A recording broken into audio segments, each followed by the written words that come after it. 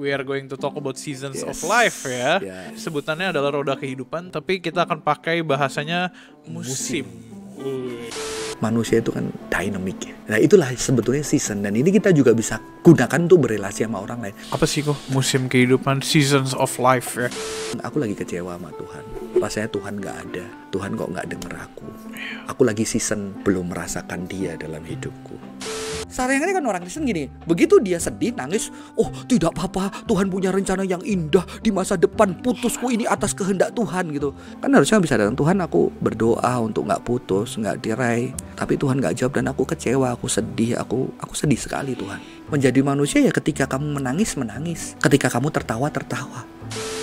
Aku peka terhadap penderitaan, tapi apakah aku peka terhadap sukacita? Justru embodiment itu melatih aku.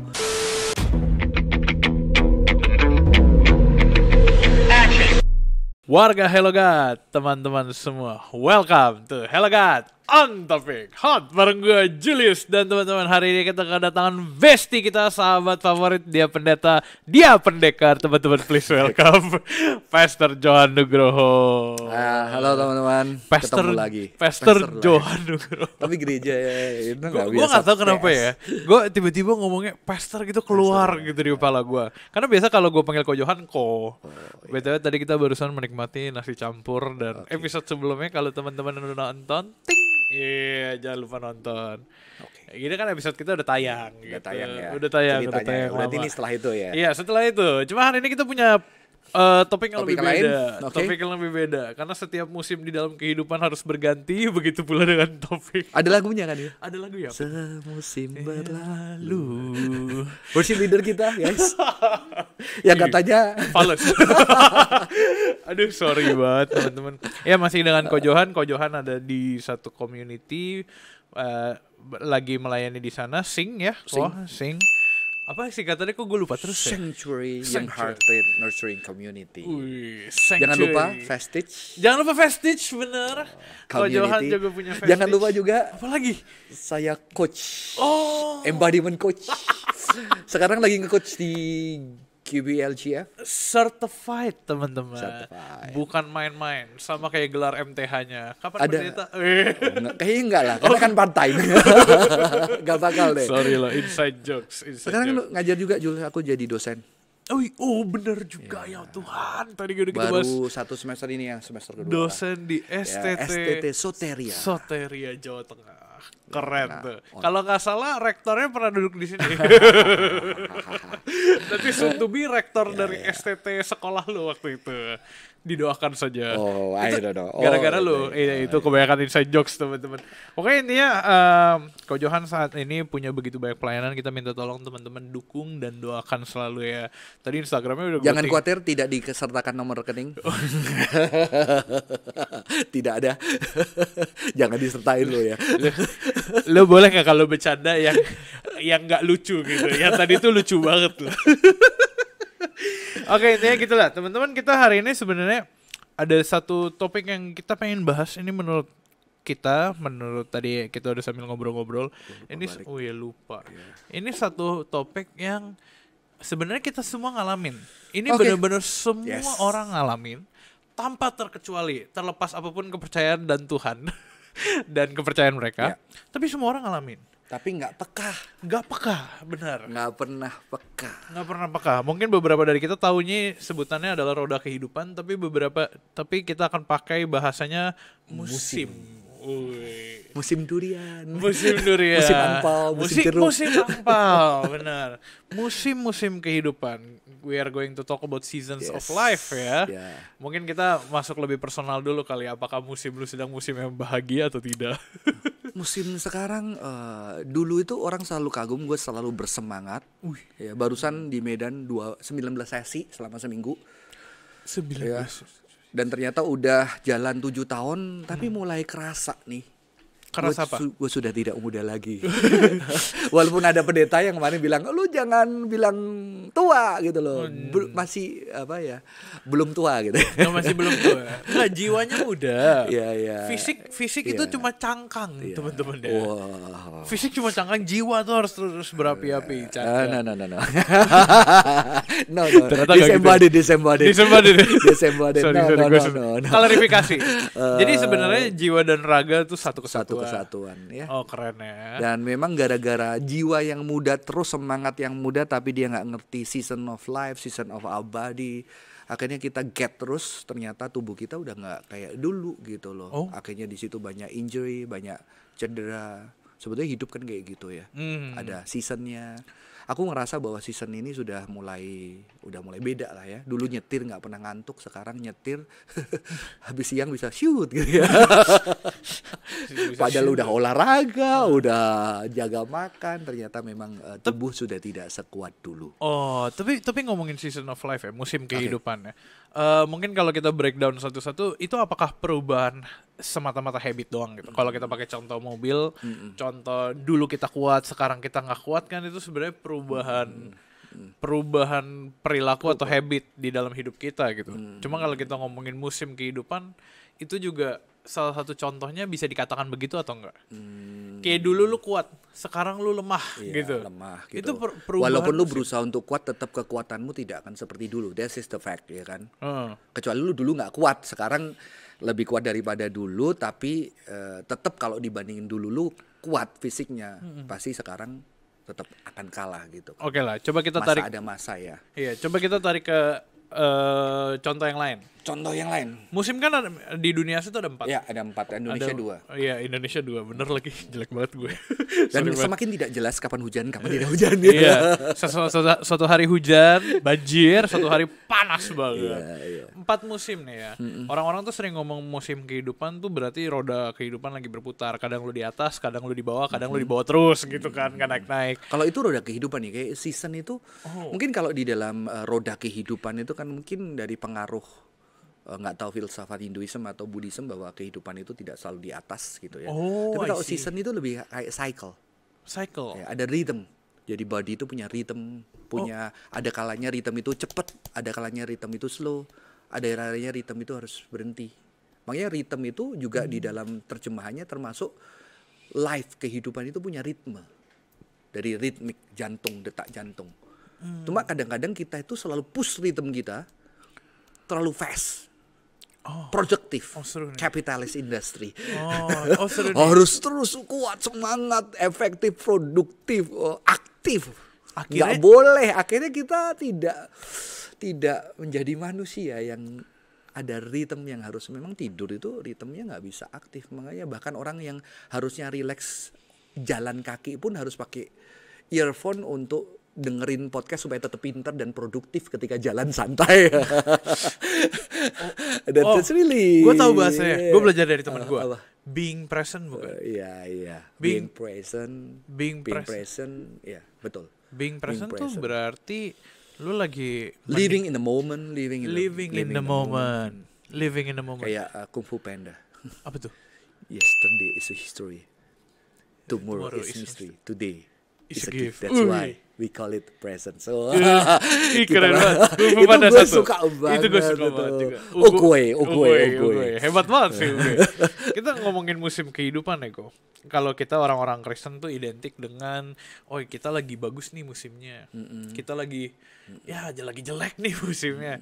Kayak seakan-akan tuh berarti di dalam hidup kita tuh naik dan turun, pergantian musim. Pergantian musim kan sebenarnya nggak ngomongin naik turun. Iya gak sih? No. Pergantian musim tuh ngomongin ritmenya beda aja. Gimana sih coba? Jujur pertama kali ini aku sadar ya. Sebetulnya aku sudah suka kan kita pengkhotbah. Ada waktu menanam, ada waktu menuai, ada waktu generasi satu, generasi lain pergi, ada waktu menangis, ada waktu tertawa, ada waktu. Ini time kan, ada time.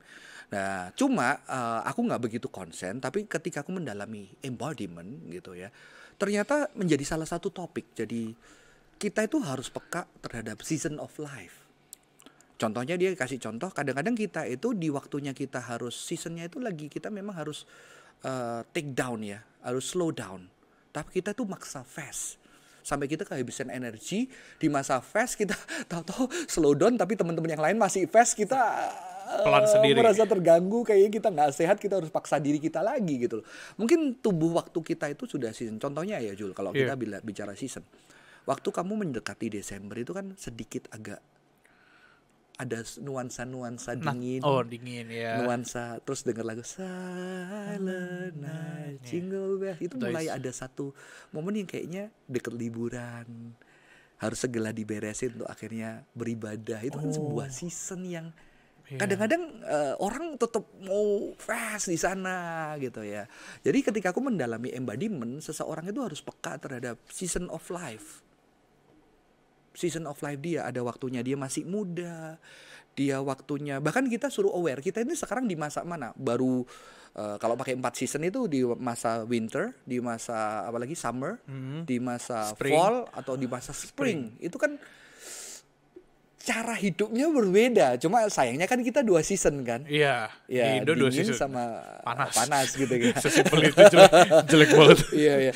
Nah, itu sebetulnya di dalam setiap season kan ketika orang di masa winter dia harus banyak di rumah, dia banyak dingin. Ketika dia sunny dia harus bekerja, dia semangat menikmati hangatnya matahari dan segala macamnya. Ketika fall dia harus mulai persiapan. Nah, itu ada waktu-waktu yang harusnya kita peka terhadap kehidupan kita. Sehingga ditanya itu waktu saya belajar di kamu ini sekarang masanya kemana? Sedang masa untuk menuju winter. Kalau kita lihat hidup kita, winter itu ditandai dengan semua itu mati dan semua itu selesai gitu kan. Yang lu harus embrace. Tapi kan kadang-kadang kita nggak mau di situ, kita tetap kenceng nih.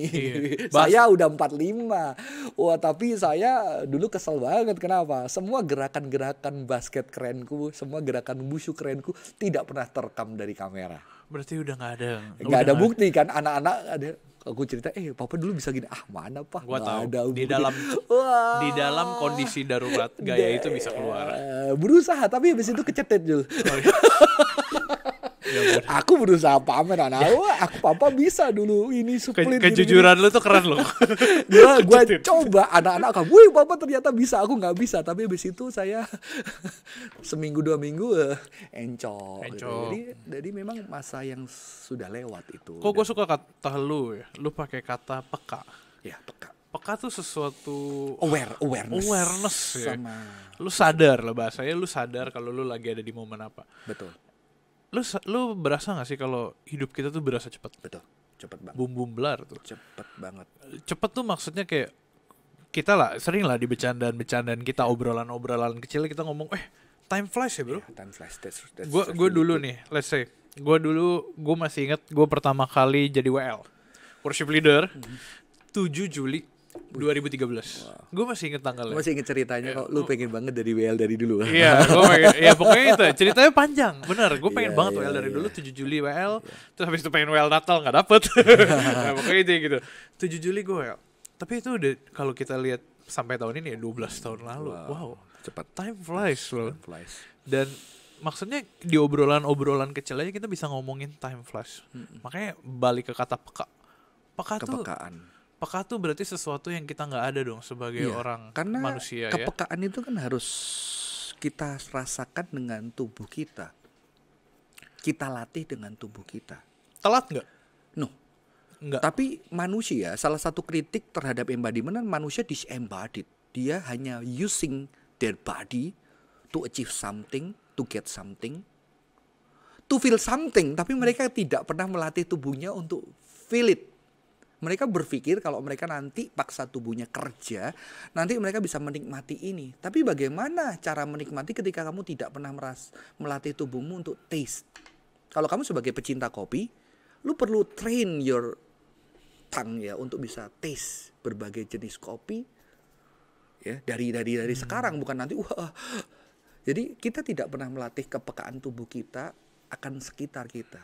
Ini yang menyadarkan aku. Jadi di dalam embodiment itu ada ini Jul. Jadi banyak orang itu melakukan gerak.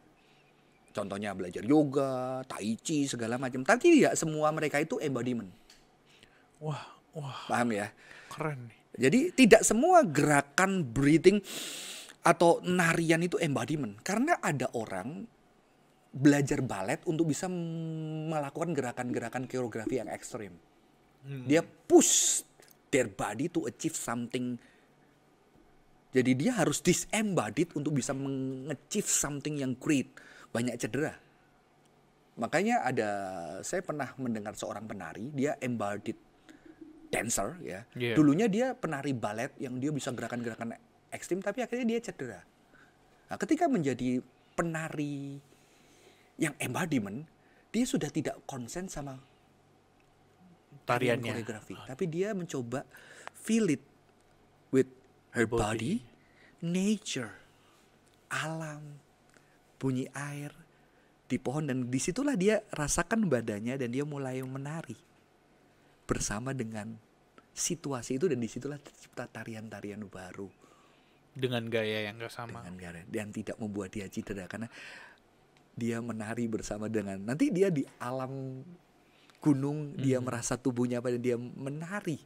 Nanti dia di laut, ada sensasi apa, dia feel it apa lingkungannya, dan di situ healing banget gitu. Tariannya itu tarian yang hidup, tarian yang baru, tarian yang present. Gimana caranya kok? Maksudnya lu barusan ngomong satu contoh ya. Itu satu contoh dancer. Coba kalau misalkan gue ngomong contoh yang kurang lebih sama. Kayak misalkan orang mendaki gunung. Dia mendaki gunung tapi buat nyampe ke puncak, akhirnya dia pikirannya adalah cuman puncak. Bukan pendakian dan nyampe ke puncaknya gitu. Tapi dia langsung mikir, oke, gue harus nyampe puncak. Itu kan kurang lebih contoh yang sama. Iya, contoh gitu. Dia abuse, tapi masih mending di puncak dia tubuhnya langsung rasain puncak kan. Iya. Sebetulnya kalau dia mulai aware lagi bahwa di dalam perjalanan tuh banyak hal indah, banyak hal yang juga tidak ada di puncak. Nah, kita balik ke musim tuh. Musim belum di puncak, ya jangan maksain ke puncak sehingga kamu tidak mengalami momen-momen waktu musim itu. Iya, gue sekarang jujur gue gak terlambat juga, Jul. Maksudnya ketika aku sekarang ini baru mengenal istilah season, dan udah bertahun-tahun hidupku aku melayani dengan memaksa tubuhku sampai ekstrim yang aku bisa untuk berkhotbah, untuk apa, dengan segala kekuatanmu yang salah orang muji, wah sampai berapa sesi kok Johan tetap semangat. Aku pikir itu pujian gitu ya. Tapi aku mulai berkurang kekuatanku, aku mulai harus tahu batas kapasitasku. Setuju dan aku masih berlatih untuk di sana. Tapi sayangnya dulu waktu aku semangat aku tidak merasakan itu juga sebagai bagian musim, karena aku kan baru menyadari sekarang ya. Di umur 45 aku menyadari ternyata ada season. Tapi sekarang aku mulai kayak kembali melihat season-season yang masa lalu, aku juga bisa mulai. Karena manusia ini kan kayak bisa flashback kadang-kadang, dulu apa yang aku rasain ya. Dulu apa yang aku rasain ketika aku ini ya. Tapi sekarang bagaimana ya. Musim kehidupan, kalau kita balik ke paling awal tuh apa sih kok? Musim kehidupan, seasons of life ya. Kita ngomongin kehidupan, berarti kita ngomongin momen-momen yang terjadi di dalam hidup seseorang gitu. Seseorang nih, lu, gua, dan semua orang punya musim yang beda-beda. Punya musim, makanya sebetulnya di Alkitab ada, cuma kita mungkin tidak peka ya. Tapi yang menyadarkan aku itu dari aku lupa Hindu atau apa. Jadi dia ceritanya kalau umur 1 sampai berapa gitu, lupa, itu orang masih belajar, jadi anak-anak yang dididik. Lalu mulai menjadi dewasa sampai umur 30 kalau berapa. Setelah itu mulai berkarya sampai umur sekitar 45 atau 50, saya agak lupa detailnya. Dan setelah 50 itu masa tua, masa dia memuridkan generasi muda. Dan setelah itu masa tua dia pergi ke hutan untuk meninggalkan semua ya. Gue pikir itu dari agama yang lain. Cuma aku tersentuh karena Billy Graham. Dia sebelum meninggal menulis buku Nearing Home, dan dia berkata sedemikian, Jul. Kekristenan tidak mengajarkan bagaimana aku melewati hari tuaku ketika sudah tidak berkarya. Padahal itu kan sebetulnya penting. Musim ending gitu ya. Menjelang ending bagaimana aku hidup meaningful, yang tidak bisa lagi Billy Graham berkhotbah seperti dulu KKR, tapi dia tetap Billy Graham. Tapi ya puji Tuhan dia bisa menulis buku itu yang menyadarkan orang kita perlu loh mempersiapkan orang, ada masa dia harus melepas banyak hal ke generasi yang lebih muda. Dan dia mungkin melepaskan kebanggaan-kebanggaan untuk akhirnya mempersiapkan diri tetap melayani sambil berjumpa dengan Tuhan. Walaupun kita belum tentu sampai ke sana semua gitu ya. Whatever gitu ya. Coba klarifikasi itu maksudnya apa tuh barusan? Jadi itu sesuatu yang kita perlu melatih. Ini gimana tuh buku? Aku bisa sih semangat tapi kayaknya aku harus tidur, aku harus istirahat. Berarti solusinya adalah accept, enggak? Kepekaan terhadap diri kita, tubuh yang holistik ya, tubuh jiwa roh kita itu kan satu kesatuan. Bagaimana? Dan bagaimana? Bagaimana melatihnya? Melatihnya kita harus jujur sama keberadaan kita. Saya kasih contoh ya. 8 tahun lalu saya khotbah 20 sesi, wah kayak pendekar aja gitu ya. Gila, 20 sesi. Terakhir saya minggu lalu 19 sesi seminggu. Sesi kedua terakhir ngomong saya udah belepotan.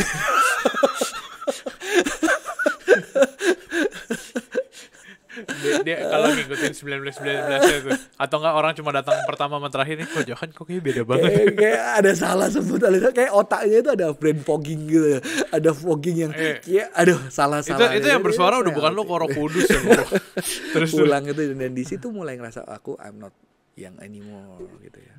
Dan dulu semangat, dulu kan waktu masih muda ingin ya, wah lihat Pak Tong, wah paling tersentuh apa, wah Pak Tong itu bangun lupa dia di kota apa, saya itu kan, wah seru juga ya gitu ya. Boleh juga dia.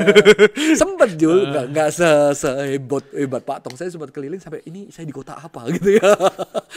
Tapi ternyata tidak keren. Pusing. Ini di mana ya?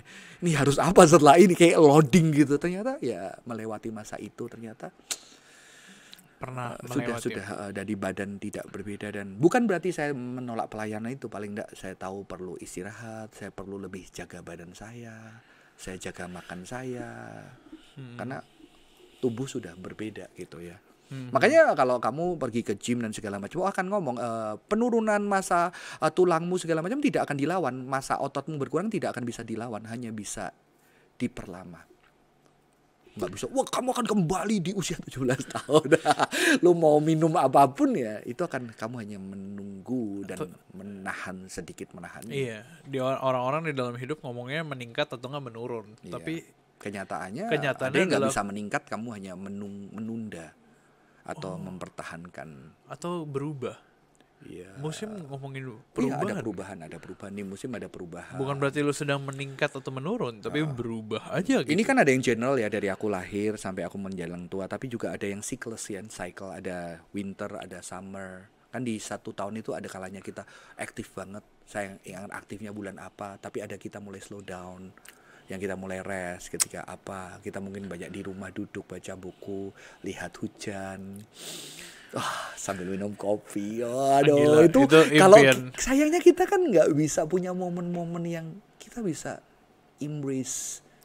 Saya sempat ingat ya waktu liburan itu sama keluarga, sederhana banget di Jimbaran, kopi, lihat ombak, lihat anak-anak yang masih usia situ bermain, ketawa, dan in the moment itu bisa, wah, thanks God.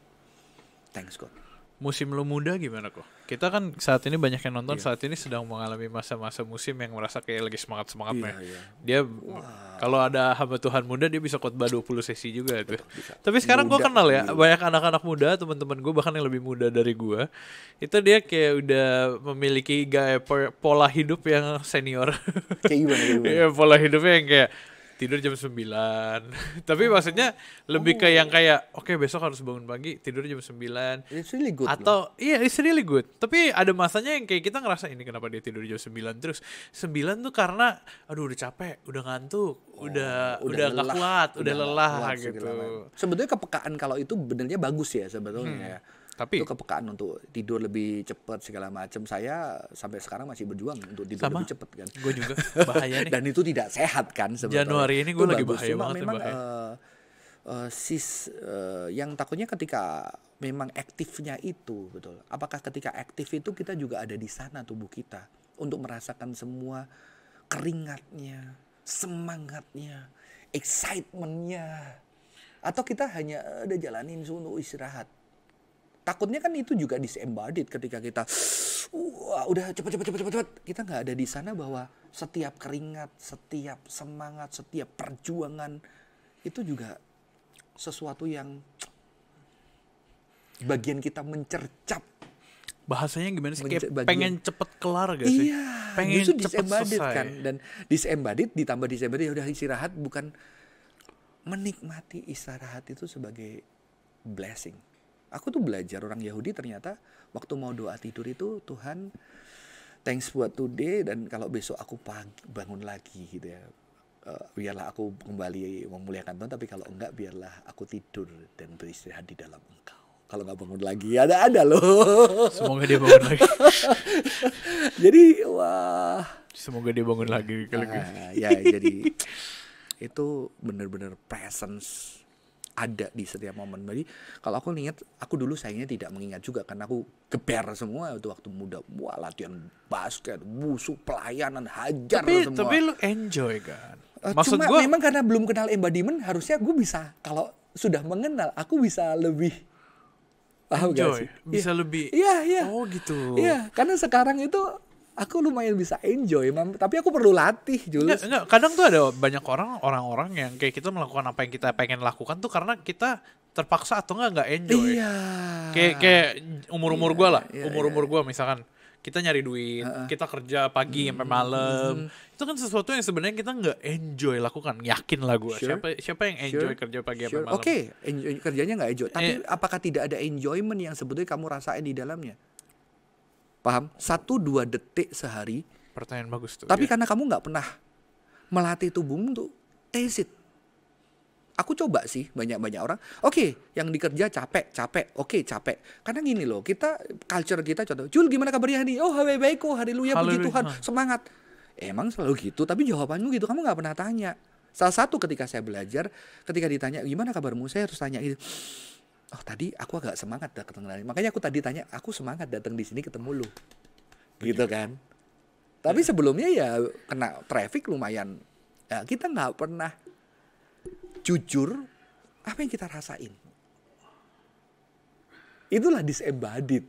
Dan kita nggak ngomongin orang, sehingga orang tidak punya kepekaan. Oh, good, baik. Hey, gimana kabarmu? Baik terus seluruh orang dunia. Kadang mungkin mereka nggak mau cerita juga. Iya. Itu salah satu latihan adalah belajar. Ketika ditanya, kamu gimana, Rim?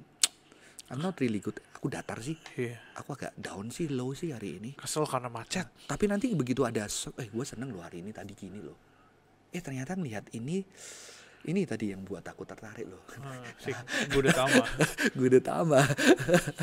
Tadi aku lihat kok menarik gitu ya. Jadi itu sesuatu yang kita perlu latih. Coba kalau kita bilang kerja capek seminggu. Oke, biasanya gue tanya. Oke, minggu ini ada nggak wajah orang di kantormu yang bikin kamu ketawa? Ada loh. Itu yang di sana. 1-2 tapi lu nggak feel it. Lu nggak taste it. Dan kamu nggak, wah, thanks God. Ternyata anak-anak yang hectic katanya tempat kerjanya toksik. Ketika gue tanya, oke, lu bilang toksik, semua orang toksik atau 1-2 orang? Gue yakin dia jawabnya semua orang. No. Setelah jujur, kadang-kadang satu. Terus saya tanya seminggu ini kenanya di hari apa? Setiap hari? Ternyata kadang cuma 1-2 hari. Ketika ketemu orang itu 1 jam 2 jam dan mempengaruhi seluruh minggu. Lu bilang minggu ini toksik. Oh, keren tuh. Bagaimana kalau lu handle ketika ketemu 1-2 orang itu, bisa nggak? Lu lebih nggak kena mental health kamu. Tapi terus aku tanya, ada nggak yang minggu ini bikin kamu tersenyum selama di kantor? 1 aja. Kalau itu wajah orang, ternyata ada. Terus orang bisa, oh iya, kemarin gue duduk makan nasi campur. Gue ketawa bareng. Bahkan gue ngomongin bareng yang ngeselin itu. Nah, di situ kita nggak terlatih. Di dalam season itu merasakan ini sedang apa ini gitu loh. Dan aku harus bagaimana? Belum terlambat. Aku memang disadarkan, Aku kan suka. Sebetulnya memang kita banyak ketawa ya, Julia. Tapi di khotbahku banyak air mata sebetulnya. Pertanyaan saya adalah, kenapa khotbahku terlalu gloomy, terlalu painful, terlalu deep, terlalu dark? DC Comics. Ya, ya benar.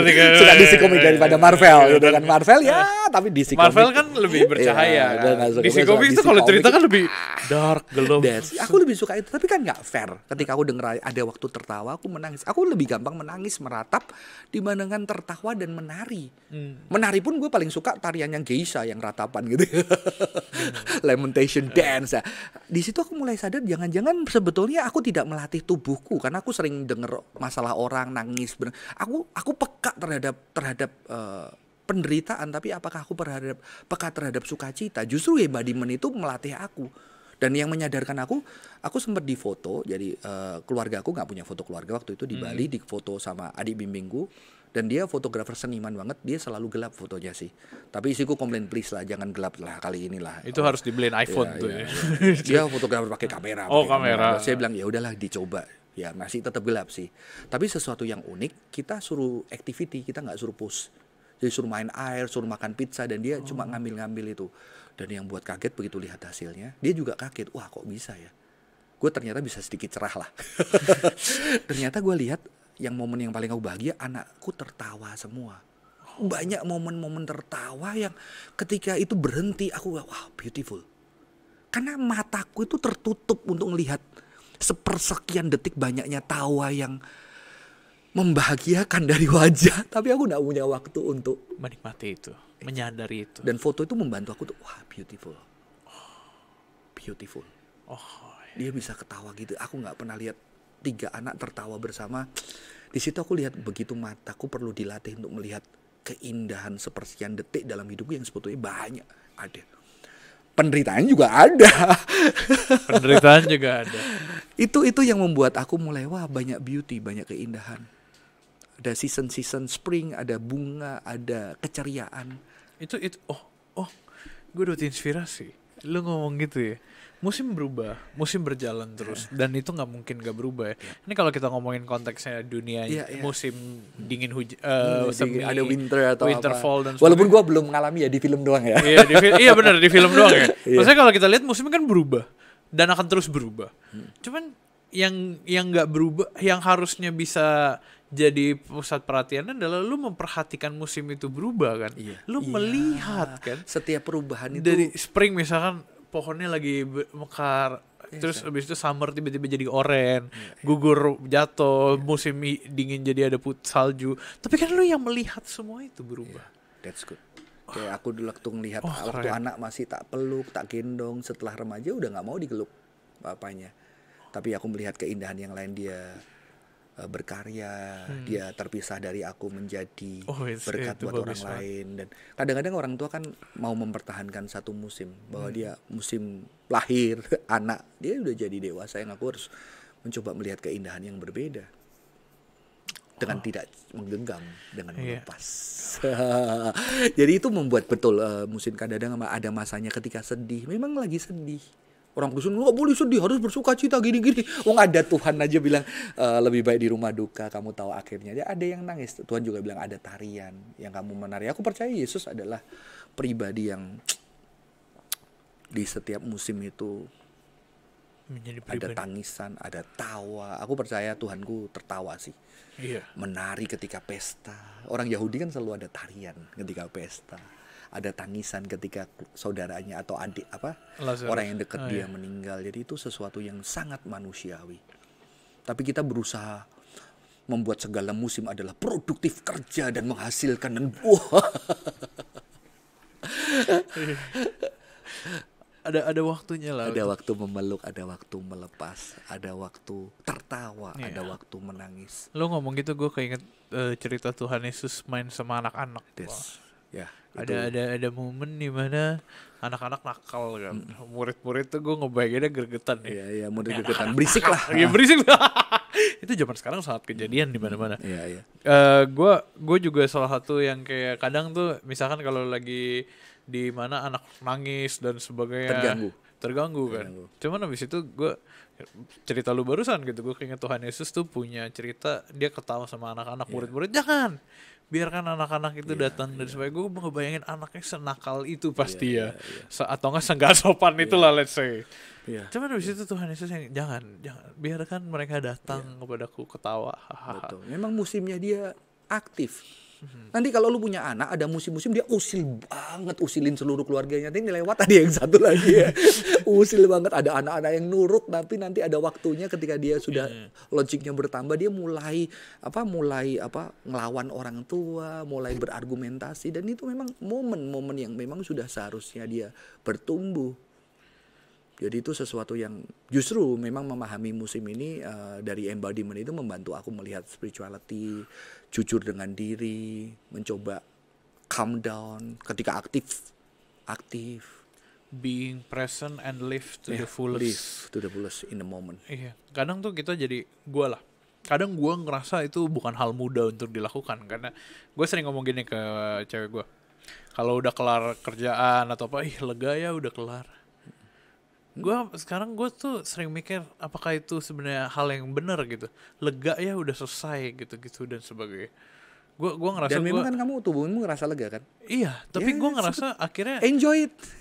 Udah lewat aja gitu. Udah tapi nanti tinggal latihan gimana ya waktu berat-berat itu.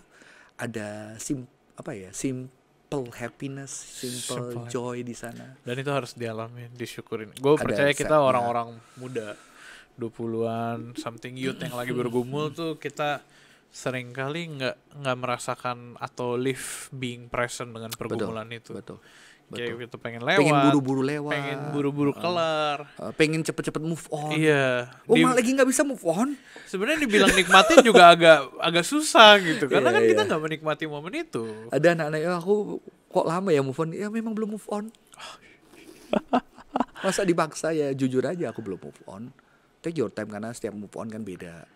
Malah kadang-kadang orang yang nggak sempat menikmati, ada anak-anak yang karena saking complicatednya dia punya 2-3 masalah, dia tahu fokus ke satu masalah, akhirnya masalah ini dia nggak sempat digest, dia nggak sempat cerna, dia nggak sempat rasain.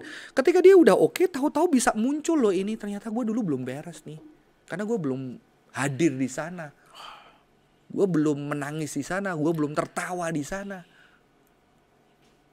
Belajar jujur sama keadaan, belajar jujur sama diri sendiri. Gue percaya diri sendiri tuh juga satu pribadi yang lu harus ajak ngobrol gitu. Yes. Lu harus belajar tanya sama diri lu sendiri. Emang sih awalnya mungkin kayak blow on. Itu yang membuat manusia, kalau di dalam filsafat, membuat manusia itu rada sedikit berbeda, karena manusia seolah-olah bisa keluar dari dirinya dan berkomunikasi dengan dirinya. Itu yang membuat manusia cukup unik, bisa berdialog, bisa berkomunikasi. Untuk mencerca mana jadi musim ya. Tapi memang pengkhotbah itu keren sih. Pengkhotbah itu keren. Ada waktu untuk menangis rawa, dan dia ketika menikmati berkat dari Tuhan, makan bersama dengan orang-orang yang kau kasihi, itu adalah anugerah Tuhan. Enjoy the moment. Karena apa yang kita ingat di masa depan adalah momen-momen kita pernah menikmati bersama. Kalau suatu hari tempat ini nggak di sini, kita melihat udah 8 sesi kita di sini, Joy. 11 sesi di sini, dan wow, momen yang nggak terulang, tapi itu sudah menjadi memori di tubuh kita yang bisa menjadi kekuatan, keindahan. Najong. Mungkin kepedihan. Nggak, maksudnya itu ya, kalau gue tiba-tiba ngepikirin kalau momen itu tiba. Itu nggak being present tuh. Maksudnya akan ada saat ya. Ada saat yang berbeda, dan kalau kita bisa melewati ini, ada melewati ini lagi dengan fully present. That's really. Banyak kita kan ini loh, menaruh tujuan, terus kita memaksa tubuh kita mencapai tujuan itu. Ini yang aku sadar ya beberapa tahun lalu. Jadi kita menciptakan namanya pseudo purpose. Besok 10 tahun lagi, kadang-kadang kita bisa namain itu visi dari Tuhan. Visi dari Tuhan, aku mau jadi pengkhotbah keliling di Indonesia. Wah, dengan begitu aku akan bahagia, mungkin menjadi berkat. Tapi kita paksa tubuh kita untuk mencapai ke sana. Kalau tercapai 10 tahun lalu gitu ya. Contohnya ada orang, aku pengen kaya 10 tahun lalu supaya keluarga aku bahagia. Dan aku bahagia. Dia gak melatih berbahagia. Padahal 10 tahun lalu kan 10 tahun ke depan kan hari ini. Iya. 10 tahun lagi tuh hari ini. Kita selalu merasakan di dalam ini. Kalau kita tidak melatih hari-hari kita untuk menjadi berbahagia. Apa jaminan 10 tahun lagi yang tubuh kita paksa untuk kita akan bisa merasakan happiness. Makanya banyak orang ketika sudah kaya, sudah sukses sampai di sana dia sudah lupa cara berbahagia. Bom blar banget itu. Gila lu kok. Iya lupa. Gimana cara ngelatihnya? Maksud gue dia lupa kalau happinessnya tuh sebenarnya datangnya dari dia sendiri. Dari hari ini, karena 10 tahun lagi tuh hari ini. Kalau lu nggak latihan hari ini, bagaimana ada hal yang membahagiakan kamu? Gimana cara Gimana? ngelatihnya? Nah itulah yang aku makanya kan dulu sempet tertawa itu. Ada waktu tertawa menangis yang aku sempet kutip itu. Artinya adalah melatihnya dengan menjadi manusia. Menjadi manusia ya ketika kamu menangis. Ketika kamu tertawa. Sayangnya kan orang Kristen gini, begitu dia sedih, nangis, oh tidak apa-apa, Tuhan punya rencana yang indah di masa depan, putusku ini atas kehendak Tuhan gitu. Whatever, oke. Tapi itu kan kadang-kadang sebuah defense mekanisme karena kamu gak berani menghadapi lukamu. Kan harusnya bisa datang, Tuhan aku berdoa untuk gak putus, gak dirai. Tapi Tuhan gak jawab dan aku kecewa, aku sedih, aku sedih sekali Tuhan. Dan aku nangis. Nah, kamu harus melatih kesedihan itu, jujur kesedihan. Dan yang kedua, kebahagiaan, jujurlah kebahagiaan. Karena dua hal itu jadi manusia. Dan aku percaya Yesus ketika takut, dia takut, sedih. Ketika dia merasa, Allahku mengapa engkau meninggalkan aku? Tidak bisakah kamu berjaga sama aku? Dia kesedihan itu diekspresikan dengan jujur. Tapi juga sukacita. Itu juga jujur. Bahkan nanti ketika kita datang berjumpa dengan dia akan menghapus air mata kita. Aku rasa itu, aku bayangin tawa sukacita yang nyata, yang real. Jadi mungkin kita harus jujur dengan kesedihan, kepedihan, dan kita harus jujur dengan tawa yang benar-benar tawa. Aku rasa itu latihan yang paling dasar. Starts today. Saat sudih, ketika nangis ya nangis, kecewa, ngomong sama Tuhan, ngomong sama temen yang lu bisa percaya, tapi jangan yang judgmental, kamu tidak bersyukur. Makanya kita perlu mengembangkan juga komunitas yang bisa orang datang, aku lagi kecewa sama Tuhan, rasanya Tuhan gak ada, Tuhan kok gak denger aku lagi season belum merasakan dia dalam hidupku. Jujur aku punya temen, wah istilahnya sampai dia down banget, sampai Tuhan yang gak hadir. Sampai dia aku kecewa, aku marah gitu ya. Terus dia bisa pasang jari tengah di profile picture ke langit gitu ya. Gak kurang ajar sih. Tapi aku jadi temen buat dia, dan dia cerita semua kekecewaannya. Aku gak berusaha untuk, ya memang seasonmu lagi season kecewa. Tapi baru minggu lalu dia cerita, Tuhan aku bahagia, sekarang aku bisa ngelihat Tuhan baik, gini. Aku rasa salah lu kemarin, kenapa kok aku gitu sama Tuhan ya. Itu memang seasonmu kok. Tuhan tahu. Tuhan tidak terganggu kamu marah sama dia, karena dia tahu dia sayang sama kamu. Setuju banget. Orang Kristen aja yang terganggu. Setuju banget Yesus, Tuhan Yesus. Gue belajar itu di duka. Waktu ama cabut. Iya, lu cerita dulu. Ada tawa juga. Ada tawa, ada nangis, ada ngomong Tuhan. Lucu deh masa-masa itu. Selalu gue ingat. Kemarin ya, baru kemarin ada lempar bunga kan ke laut. Gitu. Oh iya, ada tawanya, ada kesedihan. Sama bercampur keluarga. Bercampur juga. Sama keluarga. Lebih ke gua harus akui kemarin lebih ke ketawa. Ini sebagai penutup juga nih. Jadi kan lempar duit kan. Terus ada satu keluarga gue yang ngomong, ayo bilang ke Ama, doa Ama gimana sehat-sehat gitu-gitu kan. Karena gue orang yang ngerti, gue belajar itu adalah proses gitu. Jadi udah dilempar terus ada cicitnya. Padahal Amanya udah bersama dengan Tuhan. Udah cuma Tuhan, manusia kan, yang dengan segala keterbatasannya mengingat itu ya. Iya, terus ada cicit anak-anak kecil gitu ya, keturunan ama gue, kayak anaknya dari sepupu gue lah. Dia juga diajar, ayo lempar bunga buat Ama gitu, bilang doa, ayo Ama kasih berkat ya, kasih duit. Terus ada duit disebut duitnya 200M. Terus gue meledak. Gue ketawa. Jadi karena lucu banget kok. Di laut lempar bunga, ayo Ama minta duit ya 200M. Gue meledak kan, gue ketawa. Sepupu gue ada yang ngomong, wih banyak banget 200M. Nggak kepake kan. Iya, bukan bisa nggak ya. kepake lagi. Itu aman di surga minta duit sama teman-temannya yang udah meninggal juga. Terus gue bilang, pokoknya gue meledak banget itu Iya, lucu iya, banget. iya. Maksud gue itu satu proses duka Betul. gitu. Duka, Dan lu tahu. ngomongnya ke Tuhan gitu. Dengan Iya. segala ketidakjelasan doktrin lu lah Iya, ya. dengan segala ketidakjelasan doktrin, Dan apa ketidakjelasan sih gitu apa kan, gitu kan. ya, dengan- Ya udah lu ngomong ke Tuhan, Tuhan gue kangen aman ya. Lempar bunga ke laut, bikin sampah. Kayak gitu loh, hal-hal lucu kayak gitu. Ya itu relasi lah. Kemarin aku ada di kelompok kecil itu kita lagi bahas satu buku ya. Istriku yang sampein di kelompok kecil itu dia bilang gini, tangan ini kalau ada burung di situ, kalau kamu giniin mati nggak? Mati. Makanya kamu kadang-kadang perlu itu untuk burung itu nggak mati. Burung yang terluka kamu giniin ya. Nah, cuma saya guyon sama dia karena saya pikirannya nakal kan. Iya. Ada cara yang lain selain dua ini ya, ulang gitu. Tai chi. Tai chi itu kalau burungnya mau terbang kan, jadi dia kalau mau terbang dia nggak bisa terbang karena waktu dia Karena mau burung jejak harus berpijak. berpijak. Tapi aku bercanda, mereka ketawa. Cuma aku bilang kadang-kadang mungkin nggak sestatis itu.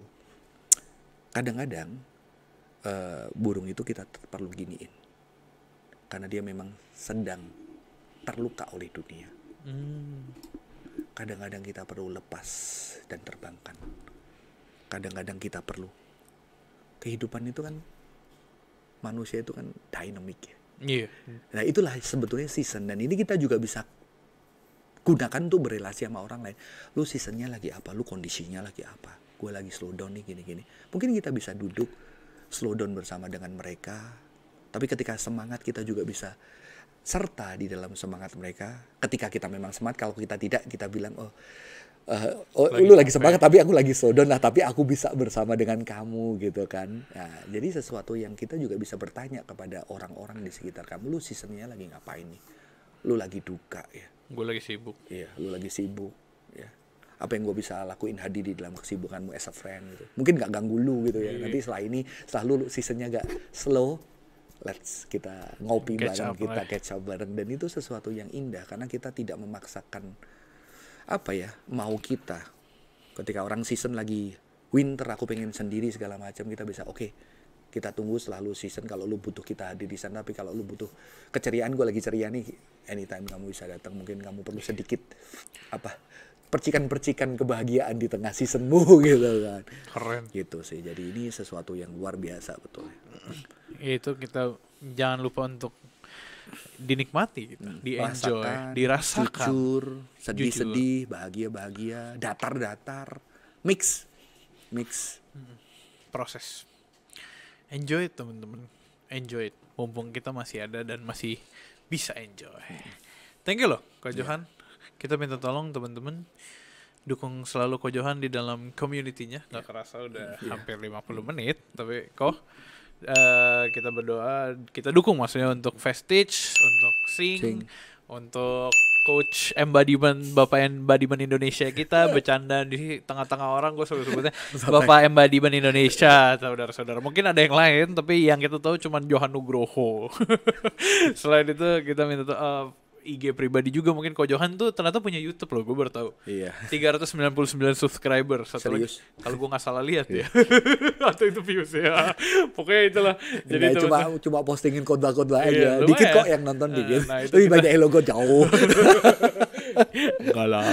Kita minta tolong dukungannya teman-teman buat follow dan dukung selalu. Dan kita minta tolong teman-teman buat follow juga sosial media kita. HelloGat ada di Instagram, TikTok, YouTube.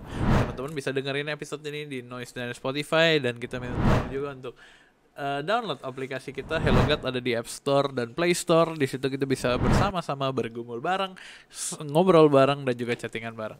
Oke lah kalau gitu. Tambah satu kali Yul. Apa tuh? Jadi kalau untuk melatih sederhana aja, ya sekarang coba ini aja. Lihat wajah, pikirin wajah orang yang paling bikin lu ketawa seminggu ini. Yang bikin lu bahagia, dan pikirin mungkin hal yang bikin kamu sedih. Itu untuk salah satu ngelatih kita bisa lebih peka. Latihannya. Sedih dulu dah baru bahagia. Nanti gue juga coba Coba di rumah. Gue nanti coba. Nanti malam. Oke lah. Dan kalau harapannya wajahmu lah yang dipikirkan orang lain Oh, iya, ketika iya. dia butuh bahagia. Gitu. Kalaupun orang lain gak mikirin, gue mikirin wajah gue juga. Terutama jambulnya. Terutama jambul ya. Oke lah kalau gitu, thank you Kak Thank Johan you. for today. Panjang hari ini. Thank you untuk Feby di sebelah sana. Dan Thank you, Feb. you untuk teman-teman semua for watching Hello God on Topic, where Hello God will always be on topic. God bless you teman-teman semua. Stay connected with Hello God.